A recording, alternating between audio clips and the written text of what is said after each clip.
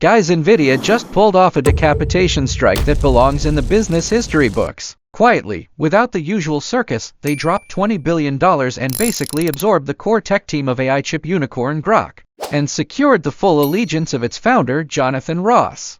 And here's the part you have to understand: the absolute king of this AI era didn't spend $20 billion buying shares of a public company. They didn't buy giant factories. They bought just two things: one person and one technology. Because who is Jonathan Ross? He's the biological father of Google's TPU. The guy who, inside Google's secret lab, wrote the first lines of TPU code, the guy who originally tried to take NVIDIA's life. Then he went and founded Groq, a company that claimed it could use LPU tech to rub GPUs into the floor on inference speed. Over the past year, Groq has basically been a sword hanging over NVIDIA's head. Wall Street bears loved one story more than anything. Look, Groq does inference 10x faster than GPUs, and it's cheaper. Once inference explodes, NVIDIA's GPUs will get replaced by specialized ASIC chips, just like Intel's CPUs got challenged in the past. But 2 days ago, that story didn't just weaken. It ended. Full credits, series finale. Jonathan Ross, the former rebel leader, walked into NVIDIA's camp with his most core team, carrying the LPU architecture everyone called the GPU killer, and switched sides completely. This isn't a normal job hop. This is the enemy commander defecting in the middle of the battlefield. This isn't a regular acquisition. This is physical elimination of competition. And if you understand what that means, you'll see why it's so bloody. The biggest reason Wall Street had for shorting NVIDIA inference will be replaced by cheap ASICs just went bankrupt on the spot. Jensen's move is brutal. He didn't fight a price war. He didn't play defense. He didn't try to block anyone. He took $20 billion in cash and turned the competitor's brain into a new organ inside his own body. He took the future risk that could have overturned him and hammered it into the deepest pillar of his own moat. For the entire AI chip space, this is a dimensionality reduction strike. Think about it: if future NVIDIA chips keep the unstoppable CUDA ecosystem compatibility, and also fuse in the extreme inference efficiency of LPU architecture, what kind of monster is that? That's a full-stack compute monopolist. For Google, this is a nightmare. Their plan was to differentiate in cloud with TPU, offer lower inference costs, pull customers away from NVIDIA. And now, the father of TPU is literally helping NVIDIA build chips. It's like two armies facing off. You finally finish building your fortress, and you turn around and realize your chief engineer is across the field helping the enemy aim their cannons. That's not an HR issue. That's a strategic level gut punch. And for AI chip startups still begging for funding in the private market, this is the sky falling. Companies like Cerebras, Sambonova, their story has always been, we'll be the next Groq. We'll challenge NVIDIA. But now even Groq surrendered. Even the hardest bone got chewed through. So will capital still believe the remaining stories? No. In 2026, we're going to see a lot of AI chip companies die, or get swallowed by giants for pennies on the dollar. And money will flood back like a tide right into the hands of the one absolute overlord, NVIDIA. So stop saying, wow, $20 billion is expensive. Expensive? This is a discount sale. What NVIDIA bought is the entry ticket to the inference year zero, and the ultimate right to define the compute market for the next 10 years.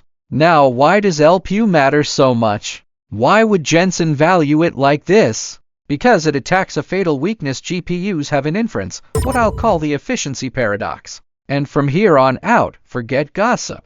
Let's talk hard tech logic. I'm taking you into the microscopic world of chips, what's actually different between GPU and LPU, and why combining them could create a no-weakness six-sided warrior that makes every opponent feel hopeless. Ready to go deep? Don't let the trillion-dollar market cap hype blind you. Outside the cheering in capital markets, if you press your ear to the door of a Silicon Valley server room, you'll hear something that sounds like anxiety, even fear. It's not the roar of not enough compute. It's the wail of wasted compute. Most people think NVIDIA GPUs are the all-purpose god chip.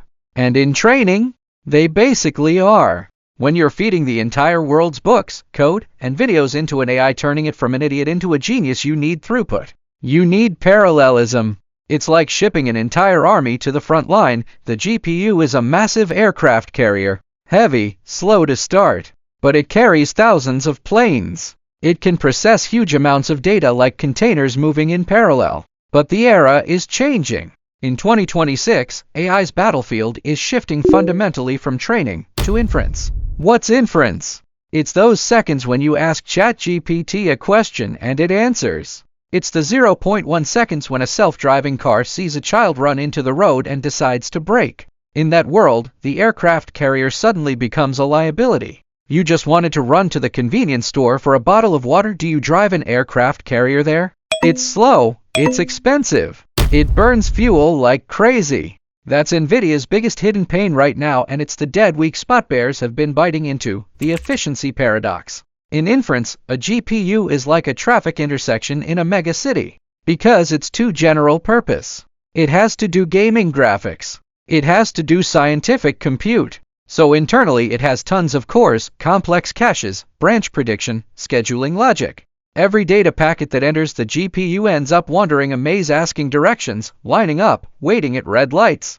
And the fatal result is uncontrolled latency. For gaming, a few milliseconds doesn't matter. But for future AI agents, real-time translation, autonomous driving, latency is a disaster. Imagine you're wearing an interpreter headset negotiating a multi-$100 million deal. You say one sentence, and the translation freezes for just seconds before it comes through.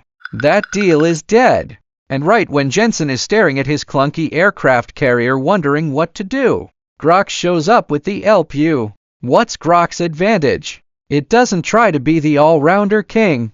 It chooses to be a savage specialist. Jonathan Ross did something insane. He cut out basically all the complex circuitry used for scheduling, prediction, catching. He built a new architecture, deterministic computing. Sounds abstract, so here's the simplest picture. If the GPU is a city traffic network full of lights and pedestrians, then the LPU is a sealed vacuum high-speed rail tube. In the LPU world, there are no surprises. When every data packet leaves, when it arrives, what path it takes, how long it stays in each compute unit, it's all arranged in the software compilation stage ahead of time. No red lights, no cops, no congestion. Once the data enters the chip, it's green lights only. Pedal to the floor. And the outcome? 10x speed and cost that's only 1/10 of a GPU. That's why Groq dared to demo an AI spitting out 500 words per second so fast your eyes can't keep up with the subtitles. That kind of extreme speed is a nuclear weapon in the inference era. Now you see why Jensen had to panic. If Groq keeps growing, if giants like Google and Amazon adopt LPU architecture at scale, then NVIDIA faces a terrifying future. It's stuck defending training, the old battlefield that keeps shrinking while watching inference, the trillion-dollar new continent, get carved up by rivals driving bullet trains. This isn't just losing market share. This is losing faith. Once the market believes NVIDIA is not the only choice, once GPU isn't ideal for inference becomes consensus, that terrifying 70% gross margin gets punched back to reality overnight. So that 20B, it's not buying a tech feature, it's buying survival. And Jensen's plan is razor sharp: buy the Groq team, buy the LPU patents, and do the ultimate fusion.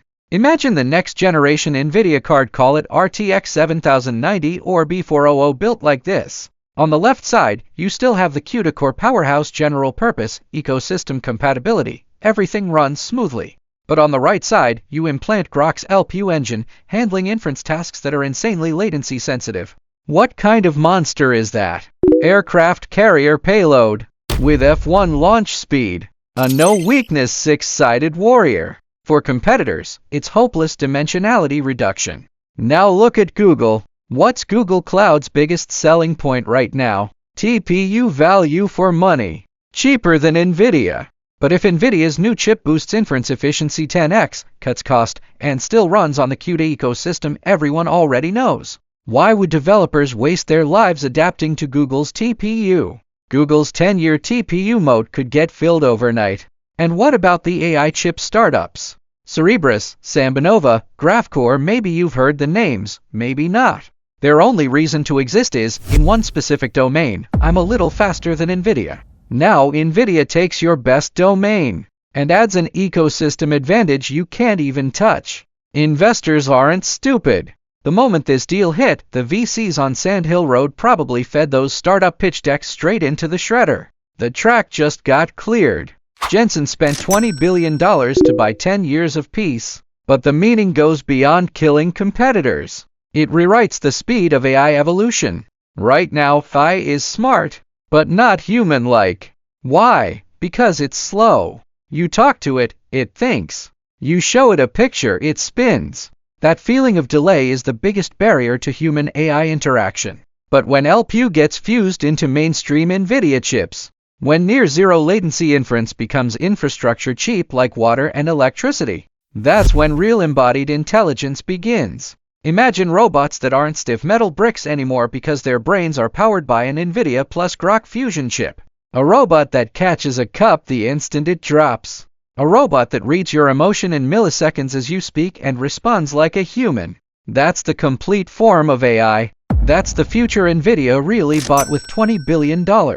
So don't treat this like, oh, another headline. This is a rewrite of physical rules at the foundation. It tells you the second half of the compute war won't be a Lego game of stacking more transistors. It's a knife fight, architecture versus efficiency. And before the fight even starts, NVIDIA just declared victory in advance. So as investors, what do we do in front of a giant that looks invincible? Do we just close our eyes and buy NVIDIA? Do we hunt for unfairly punished Google and Amazon? Or is there a hidden risk nobody is pricing correctly, antitrust? Because when you get strong enough to eliminate all opponents, your biggest enemy becomes the rules themselves.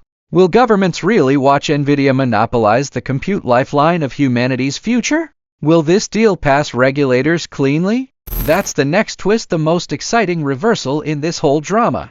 And don't worry, we're going deeper. We're stepping out of the tech maze and into the political and capital battlefield. Because this $20 billion gamble could either be the crown jewel, or the landmine that detonates the biggest antitrust investigation of 2026. Are you ready for the deeper truth? On the tech level, this deal is a perfect completion plan. But on the business level, this isn't just winning. This is a massacre. This is a red wedding for every AI chip player. Let's point the camera a few miles from NVIDIA headquarters, Mountain View, Google HQ. If you could see inside right now, they're probably running the highest level emergency alert. Why does Google hurt the most? Because in this compute war, Google was the only opponent with the scale, the capability, and the bargaining chip to stand up to NVIDIA. That chip was TPU.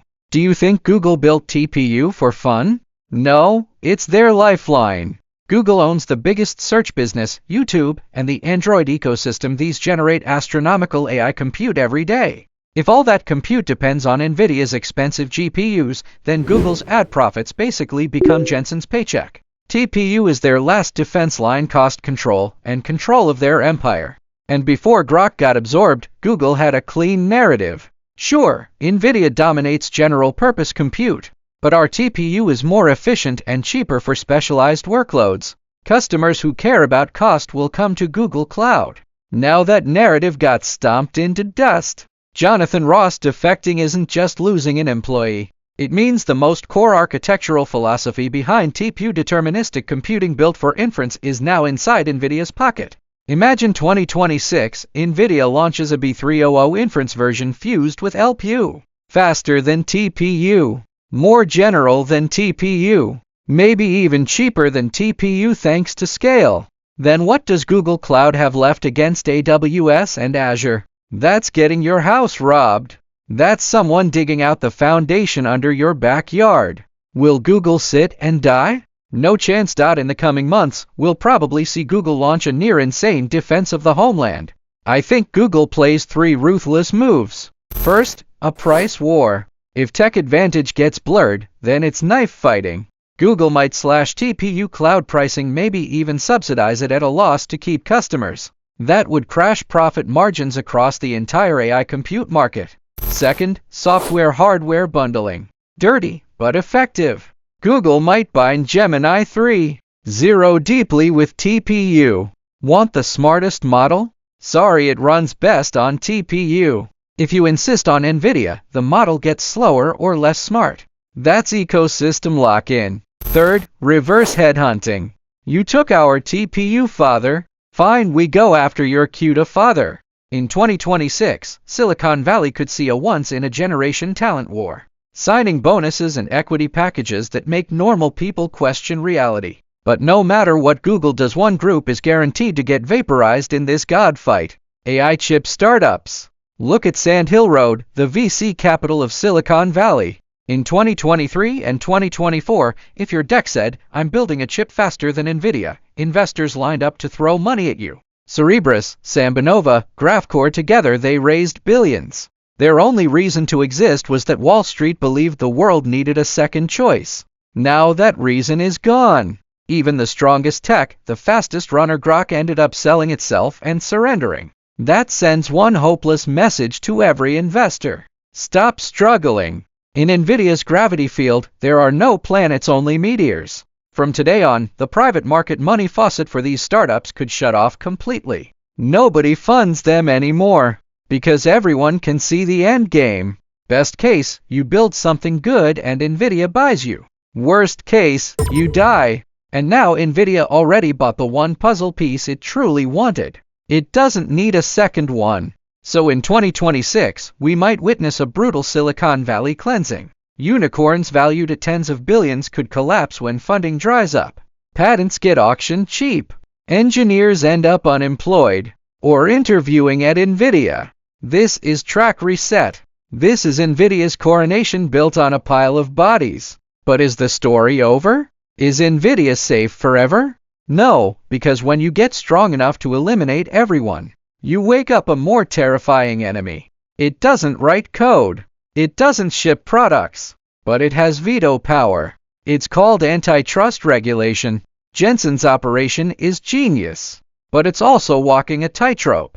Notice one detail: NVIDIA didn't fully acquire Groq, the company, directly. Why? Because if they did, the FTC, the EU, and maybe other regulators would send antitrust letters before the ink even dried. Right now, any deal that strengthens big tech monopolies gets examined under a microscope. So Jensen played a shell game. He didn't buy the company. He bought a non-exclusive technology license plus the core team joining NVIDIA. On paper, Groq still exists. It still operates independently. It still sells cloud services. But in reality, Groq got hollowed out. Founder, core architects, patents transferred into NVIDIA's body. What's left is a shell with no threat. That move is called an acqui-hire. It's a Silicon Valley trick to avoid antitrust scrutiny. Microsoft did it with Inflection AI. Amazon did it with Adept AI. They're betting regulators can't keep up.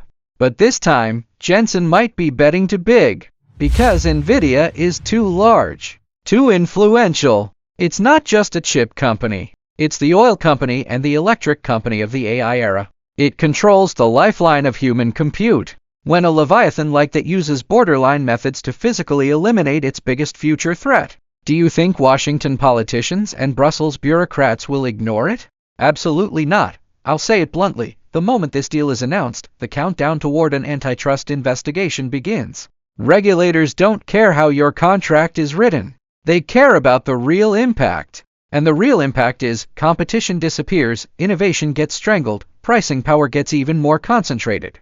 That's monopoly. This becomes the biggest dark cloud over NVIDIA's stock in 2026. If an investigation starts, if breakup risk appears, or massive fines come into view, today's market celebration can flip into tomorrow's panic instantly. So let's sum up the battlefield right now. Technologically, NVIDIA is winning absurdly hard. It filled the last weakness and became a no-weakness six-sided warrior. Commercially, NVIDIA is winning absurdly hard. It eliminated threats, scared capital away, and reinforced its moat. Politically, NVIDIA just pushed itself into the spotlight. It's transforming from respected tech pioneer into a frightening monopoly leviathan.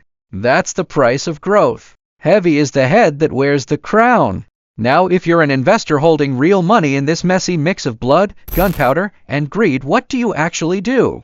Do you add because of NVIDIA's tech monopoly? Do you reduce because of antitrust risk? Can you find a mispriced opportunity in the cracks of this giant war? This isn't just buy or sell. This is a cognition-level problem. You need to understand not only the chip, but the capital will and political game behind it. So don't leave yet. In the final part, this is the practical ending. I'm going to stop the big narrative. I'll compress everything into actionable signals. I'll give you 3 clear lights to watch, and if you watch them, you'll know how to protect your principal and grab your ticket into O2 turbulent AI compute market. Because in this market, only one kind of person survives. Not the smartest, not the richest, the one who sees the wind change first. Ready for the final survival code?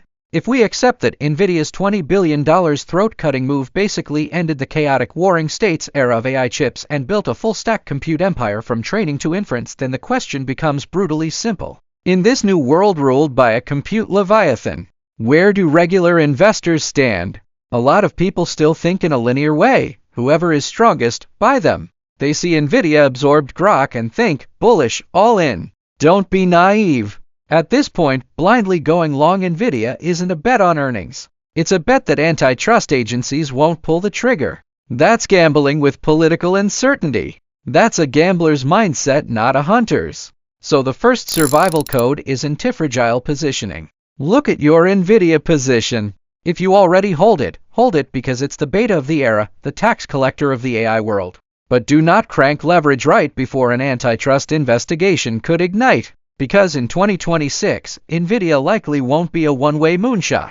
It becomes violent, headline-driven volatility. Every rumor of an FTC or EU investigation stock dumps. Every earnings report that validates monopoly profits stock rips. Your job isn't predicting direction. It's using the swings. Treat every deep dip caused by regulatory panic as a chance to get on the boat. Treat every euphoric spike fueled by monopoly celebration as a chance to take profits on the bounce. Now check your bargain list. Who's the most direct victim of this deal? Google, and that may be exactly why it becomes a mispriced opportunity. To fight NVIDIA's home invasion, Google almost has to do the price war and software bundling we talked about. That means short-term, Google Cloud margins could get hit hard, but market share could rebound on ultra-low pricing. Right now, the market's pricing Google as if TPU is dead and cloud is doomed. If in 2026 Google stabilizes with Gemini ecosystem barriers, that expectation gap could trigger a huge recovery. So watch Google. When everyone spits on it, that's when you're supposed to get greedy. And lastly, the most important hidden line, the shovel seller's shovel. NVIDIA ate Groq to make inference cheaper and faster. What does that mean? It means the threshold for AI applications just got smashed flat. Before, running big models was too expensive. People couldn't play. If inference cost really drops 10x like Groq promised, the application layer enters a Cambrian explosion. Capital flows from the infrastructure builder NVIDIA into the companies that actually use the infrastructure. Go find the companies that can land AI into healthcare, education, gaming. They become the biggest beneficiaries when NVIDIA makes compute cheaper. That's value moving down the chain. Now, how do you confirm these forces are real? Don't guess. Watch. In the next few months, you only need to stare at 3 signal lights. Signal 1. Watch Washington's face. Ignore the hype. Watch the FTC's official actions. If the FTC announces a deeper probe into this deal or issues a pause order, that's a red light. NVIDIA gets pressured. And paradoxically, that pressure is a flare for buying dips, not a command to run. History says giants usually find a way through fines, concessions, carving off non-core assets. Fear is gold. Signal 2. Watch Google's price tag. Watch Google Cloud TPU pricing. If Google suddenly slashes TPU instance prices aggressively or launches free trials, that means Google is panicking and knife fighting. Then the entire AI compute industry's margins get pulled down, and NVIDIA's gross margin myth may take damage. That's your signal to reduce or hedge. Signal 3. Watch NVIDIA's product roadmap. Watch Jensen's next keynote. If NVIDIA launches an LPU integrated B300 or inference special card and attaches a brutally aggressive price, that's the green light. It means the integration is done.